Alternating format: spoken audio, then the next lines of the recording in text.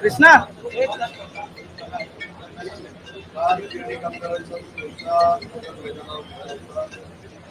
त्या मोर्चामध्ये काही लोकांनी पण विशेषतः मी सचिन आहे आणि स्थानिक संघटनाला मला या सगळ्या मोर्चामध्ये आंदोलनामध्ये राजकारण विरहित काम करण्याचा निर्णय त्यांनी घेतला आणि गिरणी कामगाराला केंद्रबिंदू मानून काल मी स्वतः सचिन भाऊ बरोबर आझाद मैदानामध्ये गेलो. तिथं एकनाथ शिंदे साहेबांची आमची चर्चा झाली आणि आज ठरल्याप्रमाणे 4:30 वाजता गिरणी कामगारांच्या सर्व संघटनांना माननीय एकनाथ शिंदे साहेब भेटले. त्यांच्या अध्यक्षतेखाली बैठक देखील झाली. आजचा दिवस हा गिरणी कामगारांसाठी अतिशय आनंदाचा आणि समाधानाचा दिवस आहे.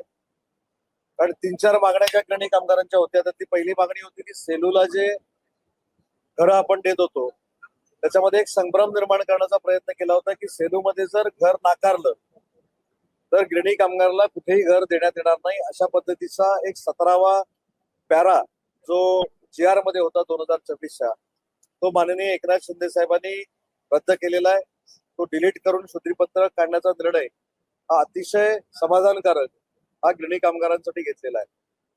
दुसरा गिरणी कामगारांचा जो प्रश्न होता की गिरणी कामगारांना मुंबई आणि मुंबईच्या लगत घरं आवश्यक आहेत अशा पद्धतीची जी भूमिका होती त्याच्यामध्ये देखील शिंदे साहेबांनी एक धोरणात्मक निर्णय घेतला की भविष्यातले जे SRA चे प्रकल्प आहेत त्याचा देखील रिव्ह्यू घेऊन त्याच्यामध्ये आपल्याला काही गिरणी कामगारांना घरं देता येतील का ही सकारात्मक भूमिका त्यांनी घेतली.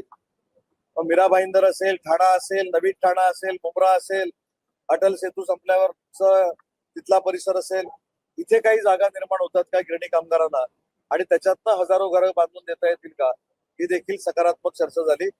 आणि विशेषतः सगळ्या संघटना आल्या होत्या, सगळ्या संघटना समाधानी झाल्या. परंतु एक मात्र झालं याचा उल्लेख मगाशी मी केला की गिरणी कामगारांच्या सगळ्या संघटनांनी राजकीय भूमिका न घेता माननीय एकनाथ शिंदे साहेबांची चर्चा केली आणि मी खात्रीला एक सांगतो की राज्याचे मुख्यमंत्री देवेंद्रजी फडणवीस साहेब आणि राज्याचे उपमुख्यमंत्री तथा गृहनिर्माण मंत्री एकनाथ शिंदे साहेबांच्या नेतृत्वाखाली गिरणी कामगारांना आम्ही घरं देऊन टाकू आणि त्यांना आवश्यक जिथं आहेत तिथं घर देण्याचा आम्ही प्रयत्न करू. गिरणी कामगार शिष्टमंडळाचं समाधान झालेलं आहे. त्यांनी सकारात्मक आनंद देखील व्यक्त केलाय. मात्र त्यांनी अपेक्षा केली की लवकरात लवकर कृतीतून आम्हाला समाधान दिलं गेलं. ते कृतीतनं समाधान देणारच नेतृत्व एकनाथ शिंदे साहेबांचं आहे. देवेंद्रजी मुख्यमंत्री म्हणून काम करतायत, अजितदादा उपमुख्यमंत्री म्हणून काम करतायत.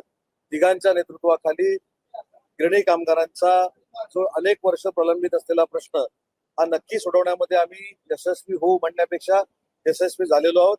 वेगवेगळ्या प्रकारच्या जागा देऊन त्यांची घरं बांधून देण्याचा निर्णय आम्ही घेतलेला. त्या सगळ्या गोष्टी टेक्निकली गोष्टी आहेत. त्याच्यासाठी तातडीनं काही कार्यवाही करण्याची भूमिका देखील शिंदे साहेबांनी घेतलेली आहे.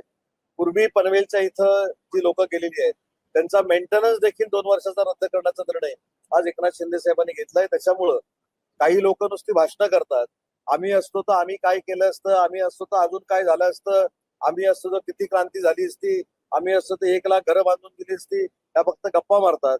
पण एका बैठकीमध्ये गिरणी कामगारांच्या म्हणजे मराठी माणसाच्या मनातले सगळ्या शंका कुशंका माननीय एकनाथ शिंदे साहेबांनी दूर केल्या आणि मराठी माणसासाठीच महायुतीचं सरकार काम करतंय हे पुन्हा एकदा सिद्ध केलं.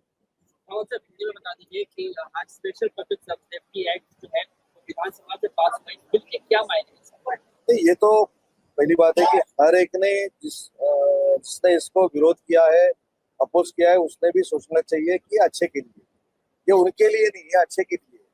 लॉ एंड ऑर्डर अच्छा रहने के लिए, लॉ एंड ऑर्डर अच्छा रह के स्टेट को बढ़ावा देने के लिए ये कायदा और कानून है, इसलिए किसी को भी डरने की जरूरत नहीं है।